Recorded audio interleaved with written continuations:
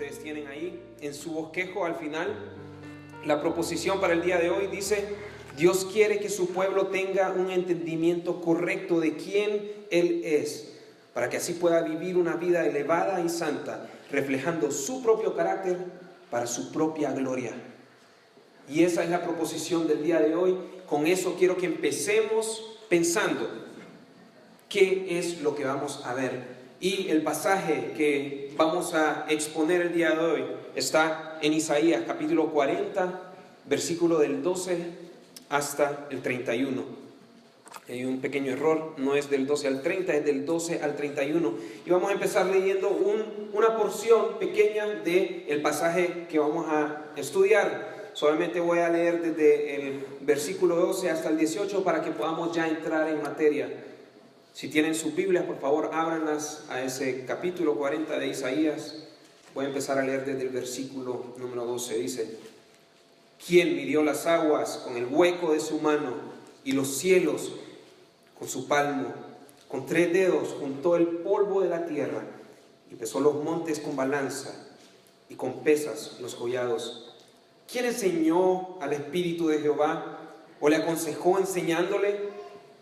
¿A quién pidió consejo para ser avisado? ¿Quién le enseñó el camino del juicio o le enseñó ciencia o le mostró la senda de la prudencia? Y aquí las naciones son como la gota del agua que cae del cubo, y como menudo polvo en las balanzas le son estimadas. He aquí que hace desaparecer las islas como polvo. Ni el Líbano bastará para el fuego, ni todos sus animales para el sacrificio. Como nada son todas las naciones delante de él, y en su comparación serán estimadas en menos que nada, y que lo que no es. ¿A qué pues haréis semejante a Dios? ¿O qué imagen le compondréis? Todo en esta vida, de una u otra manera, gira en torno al entendimiento de quién es Dios. El asunto más importante que la iglesia ha enfrentado en todas las generaciones, en cada generación, es su entendimiento acerca de quién es Dios. Y ninguna congregación, ningún ministerio, ningún creyente, ningún seminario, ninguna nación, ninguna sociedad va a poder subir más alto que sus propios pensamientos acerca de Dios. Juan Calvino comenzó su tratado teológico llamado La institución de la religión cristiana con el capítulo sobre el conocimiento del Señor, entendiendo que de ahí se desprende todo lo demás. Y me llama la atención, hay una película muy popular que salió hace unos cuantos años. Un mutante, que ustedes lo conocen, se llama Hulk, agarró a un dios de la mitología vikinga que se llama Loki, y lo zarandea por todo el cuarto y lo tira al piso y le dice: Dios enclenque, debilucho, Dios enclenque. Estas dos palabras ni siquiera deberían de estar juntas. Esto debe ser la más grande contradicción, una total contradicción de términos. Un Dios enclenque simplemente no existe, pero trágicamente muchos han fabricado un Dios enclenque en sus mentes. Muchos tienen un Dios que no ve ni sabe el futuro, un Dios que no gobierna la historia de la humanidad, sino que se ve limitado a ser un simple observador pasivo de lo que pasa aquí en la tierra.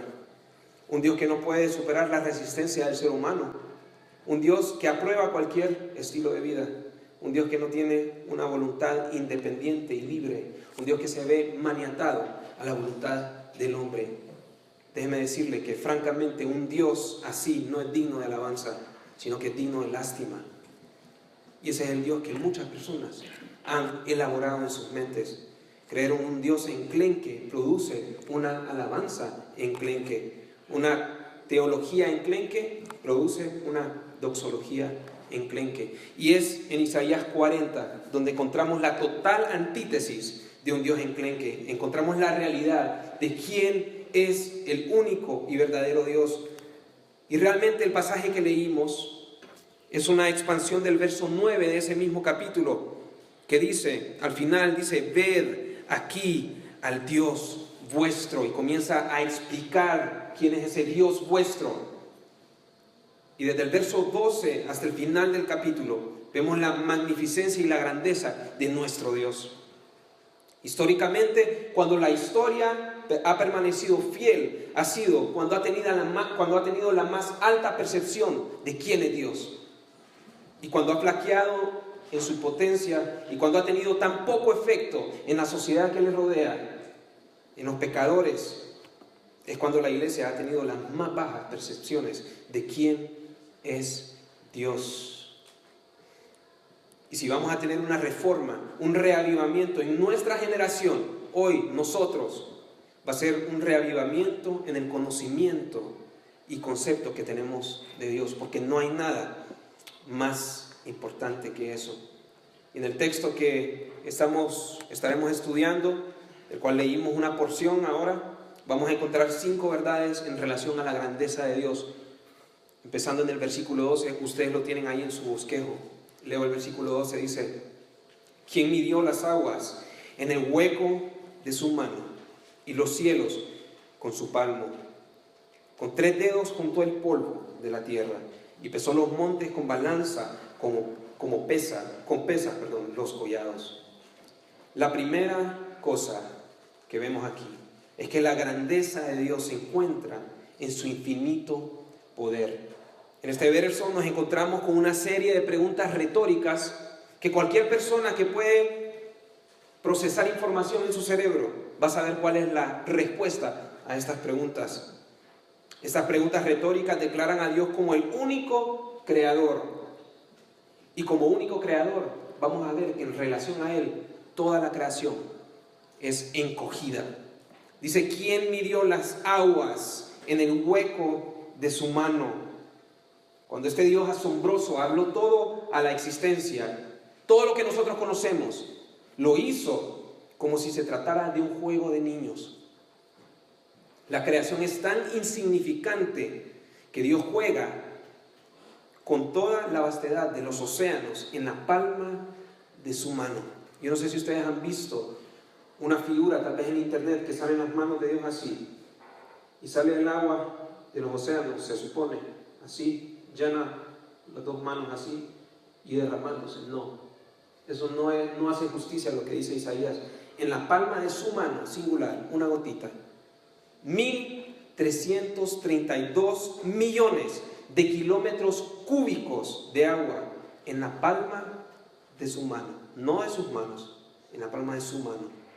Toda la creación es diminuta en comparación a este enorme creador. Dice: y los cielos con su palmo, la distancia entre el pulgar y el meñique de Dios. El universo observable hasta hoy, con los telescopios y todo lo que se tiene, todos los instrumentos, se ha logrado medir hasta 1 cuatrillón de kilómetros de diámetro el universo. Y Dios mide toda la vastedad del universo entre aquí y aquí. Ese es el Dios que nosotros tenemos. Dice: con 3 dedos juntó el polvo de la tierra. Y recuerdan el dato que les di de cuánta agua hay en el planeta: 1.322 millones de kilómetros cúbicos. Eso solamente representa un 0.02% de la masa total de la tierra. Estamos hablando de 6.660 billones de kilómetros cúbicos de tierra. Son recogidos, como quien recoge con 3 dedos un poco de sal que se cayó en la mesa.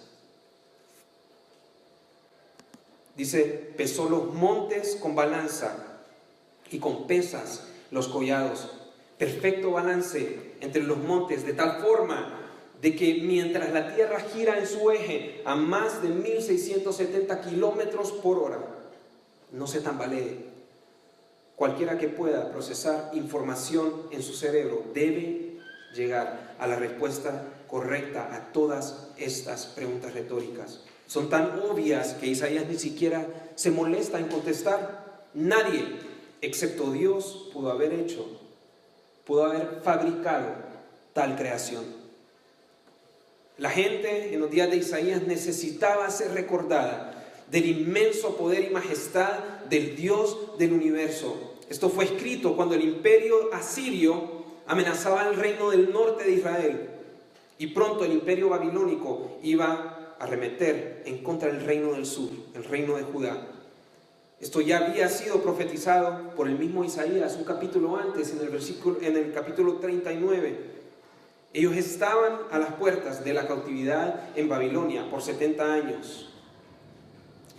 Y por esta razón era importante que el pueblo de Dios recobrara una perspectiva extraordinaria de su Dios.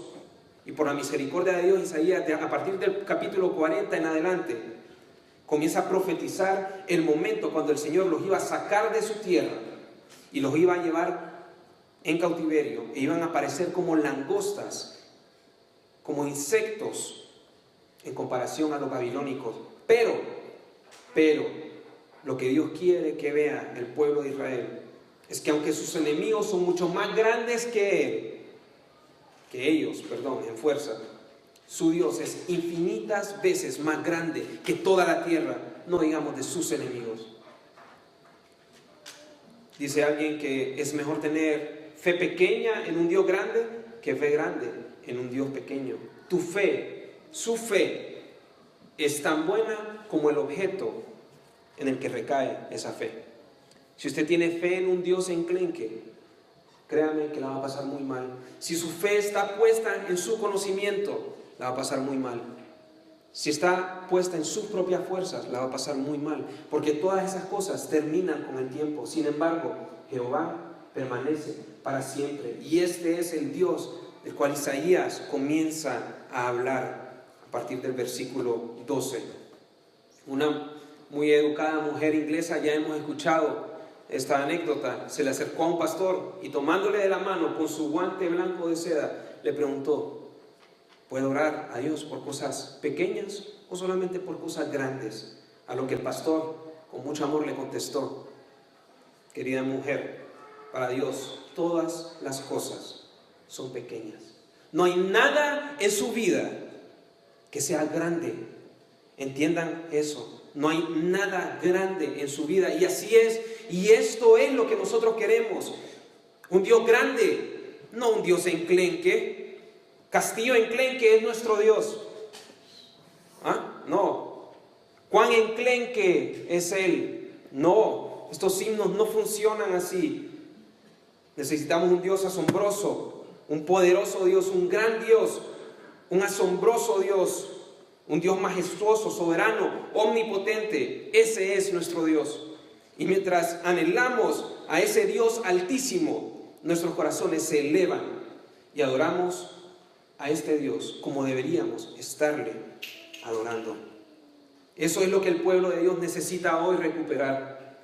Su percepción acerca de Dios se ha encogido demasiado. Nuestra percepción de Dios se ha encogido demasiado. Lo que necesitamos recordar es que para Dios ninguna oración es muy difícil de contestar. Ninguna circunstancia es muy difícil de resolver para Dios. Para Dios ningún obstáculo es demasiado grande para mover. Ninguna puerta es muy difícil para abrir. Ningún corazón es muy duro para humillar. Y ninguna alma es muy difícil para salvar. Ese es nuestro Dios. Y así comienza todo, con el inmenso poder de Dios. Y me digo a mí mismo, y yo le digo a ustedes hoy: cualquiera sea su carga, cualquiera sea su prueba o su dificultad, esta prueba, esta carga, este dolor, esta dificultad es muy pequeña comparada con la grandeza de nuestro Dios. Y mientras Pedro fijaba su mirada en Jesucristo, podía andar sobre el agua. Solamente le tomó ver a su alrededor para comenzar a hundirse y ahogarse. Enfoquémonos en la grandeza de nuestro Dios. Pero no solamente la grandeza de Dios se encuentra en su infinito poder. La segunda verdad, la grandeza de Dios se encuentra en su inescrutable sabiduría. Una cosa es tener poder, pero el poder puede ser abusado y mal usado también. Esta es una combinación extraordinaria de infinito poder con extraordinaria sabiduría. Versículo 13 dice: ¿quién enseñó al Espíritu de Jehová o le aconsejó enseñándole? Pablo cita este mismo pasaje en Romanos 11:34, cuando dice: ¿quién entendió la mente del Señor o quién fue su consejero? Dios no ha aprendido nada, nunca, jamás, nunca Dios vio a través del túnel del tiempo y se dio cuenta de algo que Él no sabía. Dios ya lo sabe todo, y la razón por la cual Dios sabe todo es porque Dios ya ha destinado desde antes de la fundación del mundo todo lo que ha de pasar. Dios ya lo sabe todo, así que Isaías pregunta, y yo les pregunto a ustedes también: ¿quién puede traer algún tipo de información afuera de Dios, afuera del conocimiento que Dios tiene, y convertirse en su consejero? Otra vez, la respuesta a esta pregunta retórica es obvia: no hay nadie. Dios no acude a ninguna persona para pedirle consejo. Él es todo sabiduría, todo sabio. ¿Quién le explica a Dios los asuntos de mi vida? Ciertamente no soy yo en mis oraciones. ¿Usted cree que al orar usted le informa a Dios acerca de su situación? No se engañe. Nosotros oramos porque ese es el medio por el cual Dios ha establecido para que nosotros le expresemos nuestra total dependencia a Él. No porque Él necesita que usted lo ponga al tanto de su situación. Tal vez Dios no sabe que yo estoy pasando por esta situación, entonces yo le voy a explicar cómo me siento. O tal vez Él no sabe que acabo de perder mi trabajo, entonces le voy a decir para que Él me dé uno nuevo. No, Dios ya sabe todo eso. Nosotros oramos y le expresamos nuestra total dependencia a Dios a través de esa oración. No le informamos nada a Dios. O cuando usted confiesa sus pecados, ¿usted cree que Dios no sabe esos pecados? Por supuesto que sabe. Confesar es sentir lo mismo que siente Dios de nuestro pecado, aborrecer ese pecado, y confesamos ese pecado y le decimos: sí, hemos pecado, pero nosotros no le estamos informando nada nuevo a Dios. El versículo 14 dice: ¿a quién pidió consejo para ser avisado? Nadie le avisa a Dios qué es lo que va a pasar. Él designa lo que va a pasar desde el inicio. Dice: ¿quién le enseñó el camino del juicio? Nadie le muestra a Dios qué es bueno y qué es malo. Yo oré en alguna ocasión en mi ignorancia y pecado. Yo puede ser que no sea el único que haya orado de esa forma. Esto que me está pasando es injusto, Dios. ¿Por qué, Dios? ¿Por qué a mí, Dios? Nadie le enseña a Dios qué es justo y qué es injusto. Dios ya sabe, y Él sabe porque su sabiduría es inescrutable. Dice más adelante: ¿quién le enseñó ciencia? Nadie en la historia de la humanidad, y nadie jamás va a hacerlo. Nadie ha abonado al conocimiento de Dios. Si usted cree en un Dios que está sentado esperando que usted tome una decisión para aceptar a Jesucristo, y que se está mordiendo las uñas esperando que su respuesta sea sí, usted está perdiendo su tiempo, porque ese no es Dios. Usted no puede abonarle nada al conocimiento de Dios. Dice: ¿quién le mostró la senda de la prudencia? Miren, nadie ha discipulado al Dios verdadero. Así que nosotros tenemos un Dios que siempre sabe qué es lo mejor en cada situación en la que nosotros nos encontremos. Porque Él tiene una sabiduría perfecta. Él sabe todo perfectamente, discierne todo completamente, planifica todo sabiamente. Nunca ha errado en juicio. No necesita una segunda oportunidad para acertar porque en la primera vez ha fallado. Eso nunca ha pasado. Él supervisa los acontecimientos de su providencia perfectamente. Y si tuviéramos 1000 años para mejorar una milésima del plan de Dios, fracasaríamos miserablemente. Dios responde a toda oración perfectamente, elabora su itinerario para nuestras vidas perfectamente. Dios considera el tamaño de nuestras necesidades perfectamente y traza el curso de nuestras vidas perfectamente. usted no puede abonarle nada a esa sabiduría. Esta inescrutable sabiduría es lo que necesitaba recordar su pueblo. Y mientras estaba rodeado de sus invasores que amenazaban con la seguridad nacional de Israel, esto era lo que ellos debían recordar. Ellos necesitaban mirar hacia arriba a Dios y ver el absoluto poder y la infinita sabiduría con que Dios cuenta, y poner su confianza entera en este Dios todopoderoso, todo sabiduría. Pero no solamente la grandeza de Dios se encuentra en su infinito poder y en su inescrutable sabiduría, sino que la grandeza de Dios se encuentra en su inmensa gloria. Veamos al Dios eterno acá, lleno de gloria, la cual sobrepasa toda la gloria de todas las naciones combinadas. Veamos el versículo 15, dice: he aquí las naciones le son como la gota de agua que cae del cubo, y como menudo polvo en las balanzas le son estimadas. He aquí que hace desaparecer las islas como polvo.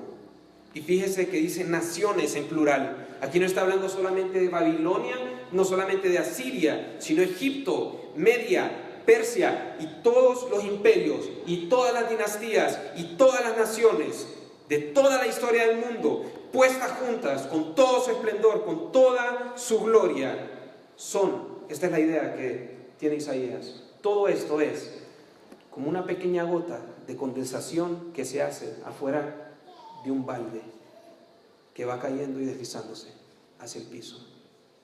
Esa es la gloria de todas las naciones, de toda la historia, en comparación con la gloria inmensa de nuestro Dios.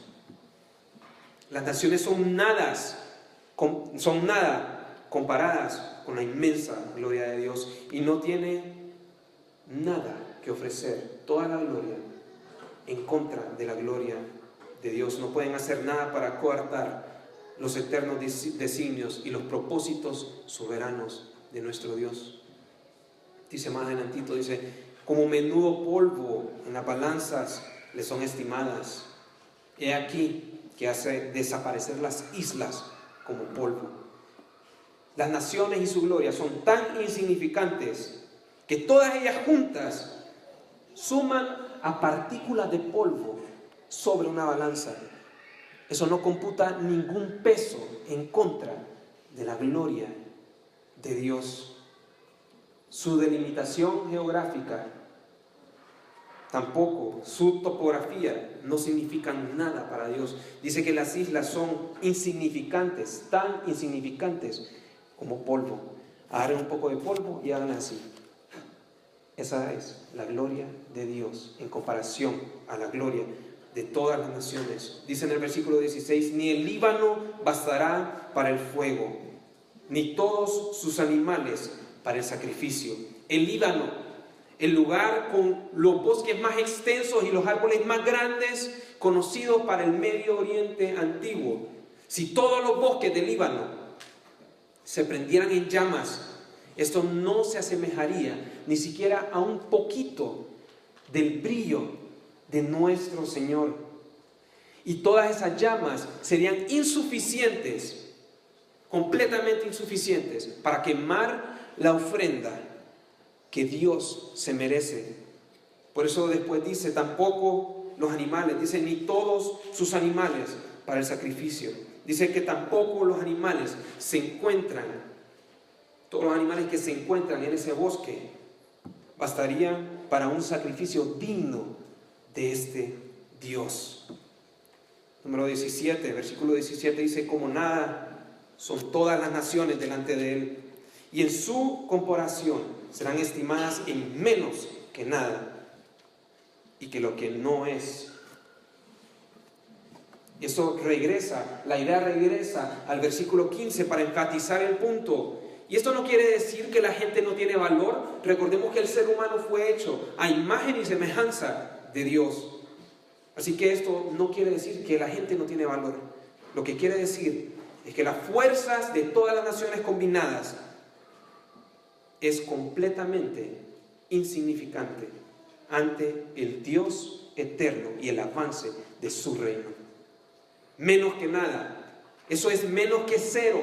Eso es negativo. Toda la gloria de todas las naciones en toda la historia es menos que nada en importancia y esplendor comparados con la gloria de Dios Todopoderoso. Dice Salmo 33, capítulo 33, versículo 10, dice: Jehová hace nulo el consejo de las naciones y frustra las maquinaciones de los pueblos. Ese es nuestro Dios. Dice Proverbios, capítulo 21, versículo 1. Lo voy a leer en la versión de la Biblia de las Américas. Dice: como canales de agua es el corazón del rey en la mano del Señor. Miren lo que dice al final. Dice: Él lo dirige donde le place. ¿Ustedes creen que los gobiernos, que las monarquías, que los imperios de este mundo han tenido algún tipo de gloria? Toda esa gloria es insignificante, porque Dios es quien tiene realmente el poder. No son estas naciones, no son estos reinos, no es toda la gloria que tengan los Estados Unidos, el imperio romano, el imperio greco-romano, no sé. No, es Dios quien tiene el poder eterno. En Inglaterra hay una serie de esculturas icónicas de un león imponente con su garra encima del globo terráqueo. Y este león representa el imperio británico y el globo representa todo el mundo. Esta imagen representa cómo el imperio británico en el siglo XIX tenía control total sobre la tierra, sobre todos los confines de la tierra. Así es como lo miraban los ingleses. Sin embargo, esto no es cierto. Realmente es el león de la tribu de Judá que tiene su garra sobre el planeta, y es Él quien tiene dominio absoluto y gloria eterna, no cualquier otro imperio. Miren el versículo 18.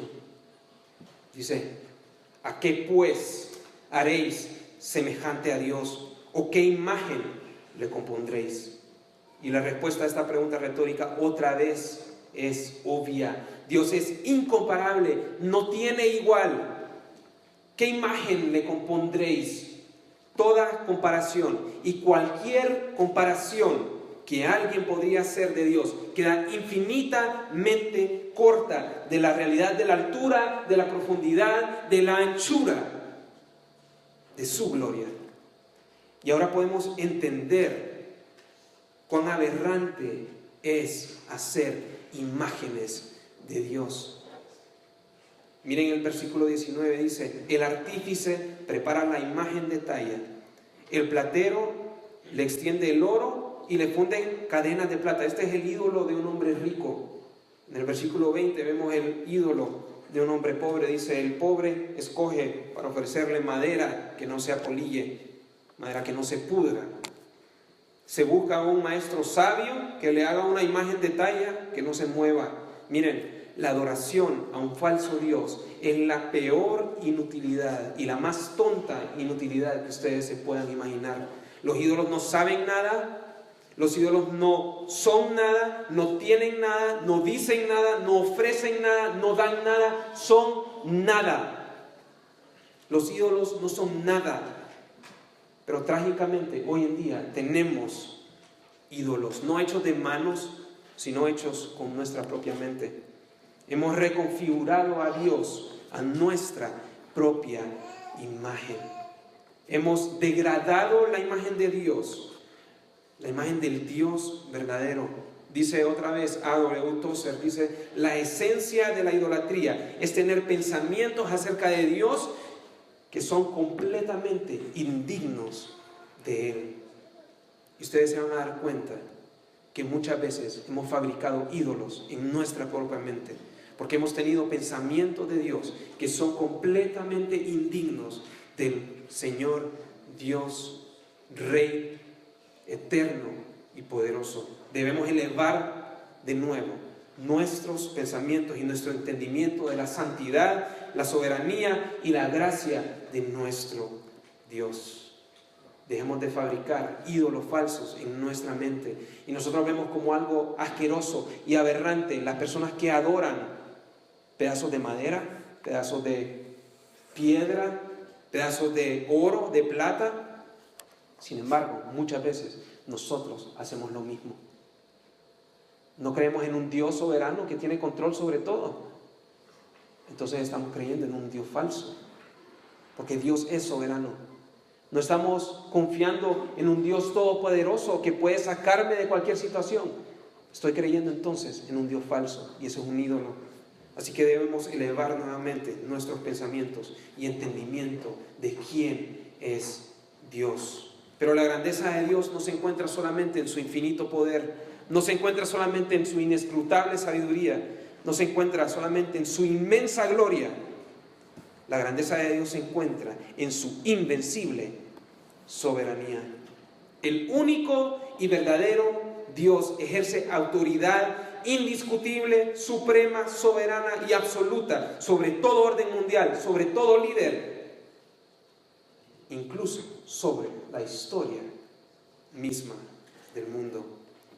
Y vemos otra vez una serie de preguntas retóricas con respuestas obvias, pero estas preguntas retóricas requieren una respuesta implícita. Dice el versículo 21, ¿no sabéis qué es lo que implica esto?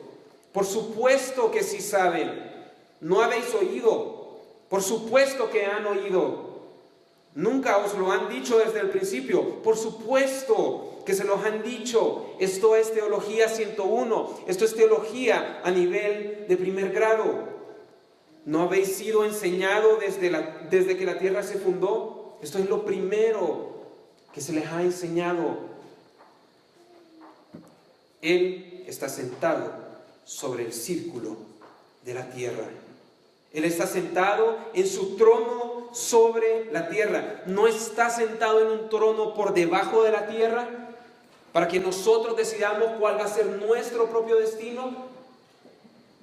No está sentado a la par de la tierra para que nosotros podamos negociar con Él. Él está sentado sobre el círculo de la tierra. Y escuché una vez un cantante, predicador, no sé, que dice que Dios está maniatado a nuestra voluntad y Él solamente es Dios cuando nosotros permitimos que Él sea Dios. Y esto se está predicando en las iglesias evangélicas. Gente que se llama cristiano y tiene ese entendimiento de Dios, está creyendo en un Dios falso, en un ídolo. Dice Carlos Spurgeon, dice, los hombres permitirán que Dios esté en cualquier lugar, menos en su trono. Le permitirán estar en su taller moldeando los planetas y creando las estrellas. Le permitirán sostener la tierra y soportar sus pilares.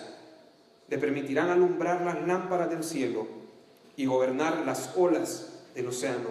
Pero cuando Dios asciende a su trono, sus criaturas entonces se retuercen y rechinan sus dientes. Porque el Dios en su trono no es el Dios al que ellos aman. Pero el Dios en su trono es a quien nosotros amamos predicar. Es Dios en su trono en quien confiamos nosotros. La soberanía de Dios es una de las doctrinas más atacadas y más odiadas por el ser humano. ¿Por qué? Porque esto quiere decir de que nosotros no estamos en control. Quiere decir que el control total está en las manos del Dios soberano. Y así es, sea que usted lo crea o sea que usted no lo crea. Sin embargo, el único Dios verdadero tiene control total sobre todos los asuntos que usted se pueda imaginar. Juan, en Apocalipsis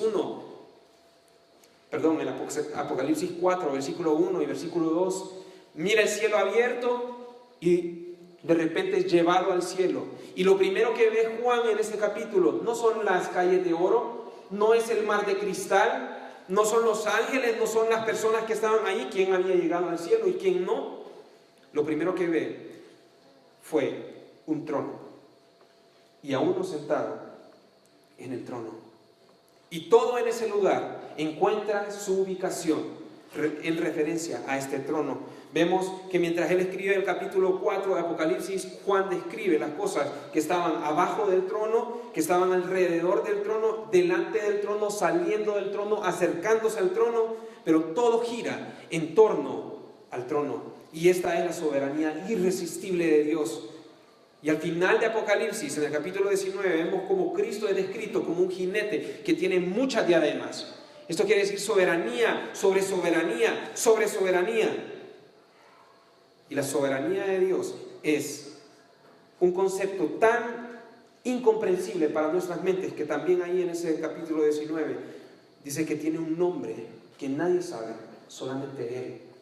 Quiere decir de que esa soberanía de Dios para nuestras mentes y para nuestro entendimiento es demasiado grande para comprenderla, y ni siquiera los ángeles la comprenden. Solamente Dios mismo comprende la grandeza de su soberanía. Y todavía estamos creyendo en un Dios enclenque que no es soberano, que permite que todo el mundo haga lo que quiera y Él simplemente está observando, que está esperando de que la forma en que se va desenvolviendo la historia pueda llegar a cumplir su plan. No. Dios ya ha determinado la historia y Él es soberano. Y se va a cumplir su plan porque Él así lo ha determinado. Así que esa es la soberanía de Dios, que está sentado sobre el círculo de la tierra. Y más adelante en el mismo versículo dice, cuyos moradores, o sea, los moradores de la tierra, son como langostas. Desde su trono, todos nosotros, los moradores de la tierra, somos como insectos para Dios.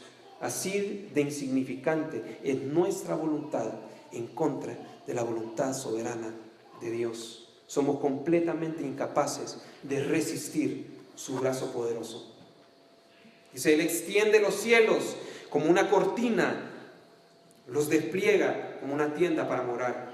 La vastedad del universo es incomprensible para nuestra mente. Sin embargo, este Dios majestuoso habló todo a existencia, como quien abre la cortina del baño. Así de simple. Puso todo en su lugar, los astros, los planetas, las galaxias, todo en su lugar, como un niño haciendo una tienda de campaña para jugar adentro. Dice el versículo 23, Él convierte en nada a los poderosos y a los que gobiernan la tierra hace como cosa vana. Y fíjense, los que gobiernan la tierra, a los que nosotros muchas veces tememos, Dios los convierte en nada. Un día están gobernando, otro día ya no están. Los convierte en algo insignificante, sin valor alguno. Dice el 24, como si nunca hubieran sido plantados, como si nunca hubieran sido sembrados, como si nunca su tronco hubiera tenido raíz en la tierra. Tan pronto como sopla en ellos, se secan y el torbellino los lleva como hojarasca. Dios simplemente sopla sobre ellos y ellos se desintegran como se desintegra una hoja seca. Y en el verso 25 Dios interviene en la conversación y dice, ¿a qué pues me haréis semejante o me compararéis? Dice el santo. ¿A qué gobernante? ¿A qué imperio van a comparar mi reino? ¿A quién me compararán como que si yo tuviera un igual? Y la respuesta obvia es que no existe nada ni nadie que se pueda asemejar a Dios. El pueblo de Dios necesitaba recordar esta realidad, que su mente fuese marcada con esta verdad. El versículo 26 dice, levantad en alto vuestros ojos y mirad quién creó estas cosas. Él saca y cuenta su ejército, a todas llama por su nombre, ninguna fallará. Tal es la grandeza de su fuerza y el poder de su dominio. Me gusta la versión de la Biblia de las Américas, que dice, alzad a lo alto vuestros ojos y ved quién ha creado estos astros, el que hace salir en orden su ejército y a todos llama por su nombre, por la grandeza de su fuerza y la fortaleza de su poder. ni uno falta. Las estrellas, como piensan algunos, no controlan nuestro destino. Olvídense del horóscopo. Las estrellas son controladas por Dios. No hay moléculas rebeldes, no hay tal cosa como estrellas rebeldes, no hay planetas rebeldes, no hay nada rebelde a la soberanía de Dios. Dios supervisa, orquestra y dirige todo, desde lo más pequeño e insignificante hasta lo más grande, desde los astros del cielo hasta los gobernantes del mundo, desde los imperios hasta los simples mortales como nosotros, que son como langostas. Todo existe para hacer su voluntad. Pero no solamente la grandeza de Dios se ve en su infinito poder y en su inescrutable sabiduría y en su inmensa gloria y en su invencible soberanía, sino que la grandeza de Dios se encuentra en su inagotable gracia. El Dios soberano da toda la gracia suficiente a su pueblo en medio de las pruebas y en medio de los momentos más oscuros.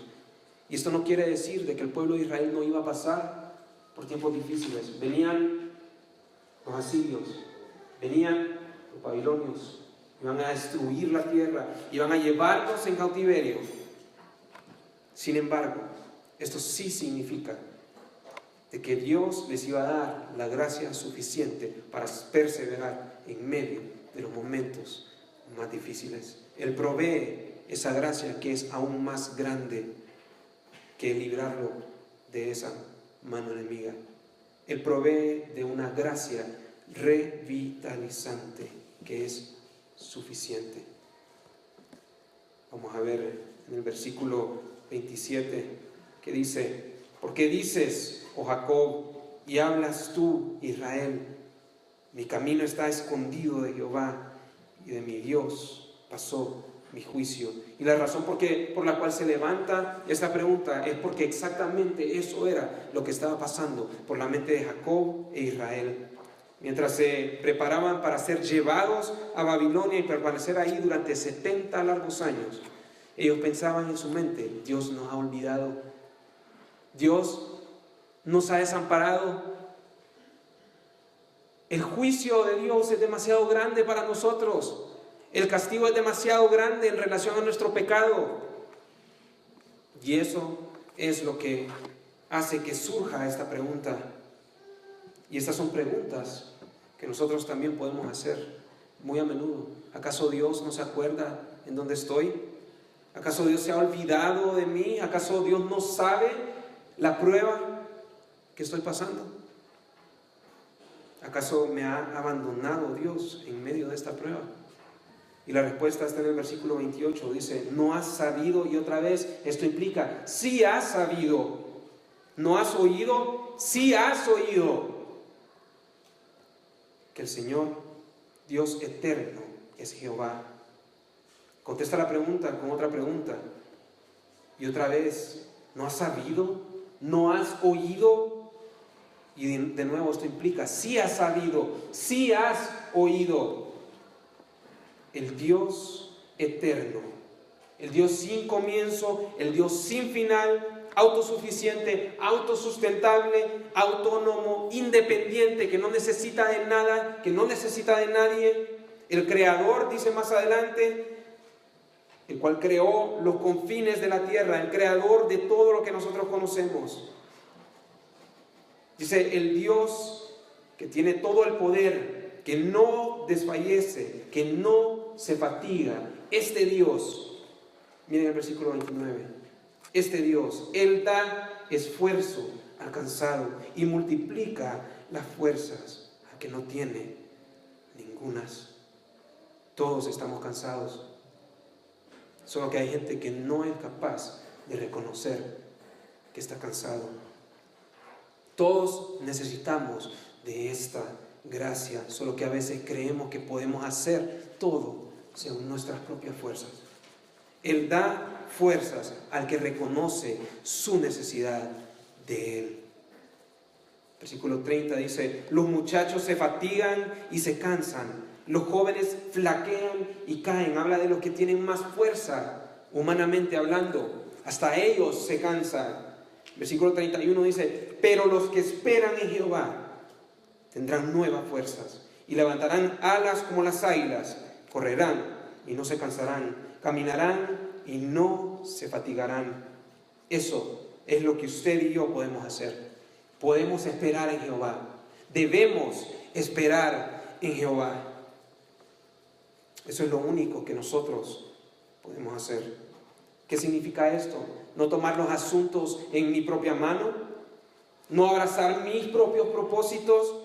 Significa confiar en Él, buscarlo a Él, depender de Él, descansar en Él y tener mi confianza en Él.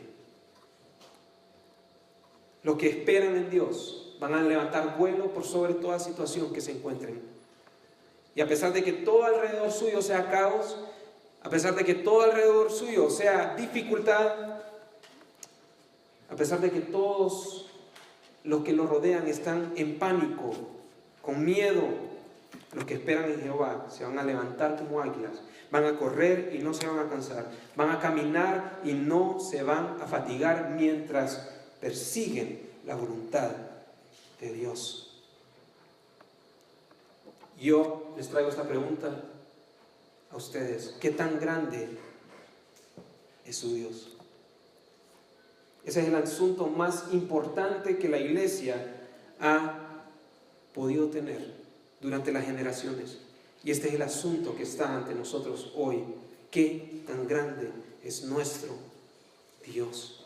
Y mientras más entendamos la grandeza de Dios, más le vamos a amar, más le vamos a adorar, más vamos a orarle a Él, más vamos a alabarle, más vamos a servirle. Debemos tener una perspectiva alta de Dios. Quiero preguntarle hoy a usted, a cada uno de ustedes, personalmente, ¿tiene usted un gran Dios? ¿O tiene un Dios enclenque? ¿No sabe? ¿No ha oído? ¿No se lo han anunciado desde el inicio? Aquel que está sentado en el trono, está sentado sobre el círculo de la tierra, tiene el control de su vida y le da gracia sobreabundante. ¿A qué pues me haréis semejante o me compararéis? Dice el Santo. Mientras crecemos en el entendimiento de la grandeza de nuestro Dios, de la grandiosidad de nuestro Dios, la iglesia del Señor Jesucristo va a estar fuerte, va a estar cimentada en medio de los tiempos en los que nosotros vivimos. Y mientras estamos una vez más rodeados por las amenazas y por el dolor que el enemigo puede causarnos, en medio de esos terrores y amenazas, busquemos a Dios. Busque a Dios usted. Espere en Jehová. Ponga su fe en Él. Porque el que espera en Jehová va a tener nuevas fuerzas. Va a botar la fuerza que tenía y va a tener fuerzas nuevas que vienen de parte de Dios. Ahora, esto solamente se aplica para todos aquellos que han recibido a Jesucristo como su Salvador. Así que si usted está hoy acá y no ha rendido su vida a Cristo, todo lo que acabamos de ver, la grandeza de Dios no le va a socorrer a usted en medio de las tribulaciones, sino que al final de la historia, esa misma fuerza, esa misma grandeza de Dios va a hacer que usted perezca eternamente. Y esto debería de traer a nosotros temor, porque ese Dios fuerte, grande, sabio, infinito, invencible, ese Dios tiene el poder para destruir las almas en el infierno. Así que yo le animo a usted el día de hoy, si usted está aquí hoy y usted no ha rendido su vida a Cristo, este es el momento para que, como dice en Primera de Pedro, se humille bajo el poderoso brazo del Señor, que reconozca que usted no puede hacer nada para agradarle a Él, que usted no puede aumentar la sabiduría de Dios, que usted no puede contribuir en su salvación, que usted no puede hacer nada para ganar el favor de Dios. Reconozca su necesidad de la gracia de Dios para que ahora usted pueda disfrutar de su infinito poder, de su inescrutable sabiduría, de su inmensa gloria, de su invencible soberanía y de su inagotable gracia. Nosotros tenemos un Dios grande, un Dios poderoso. No fabriquemos ídolos de dioses enclenques en nuestra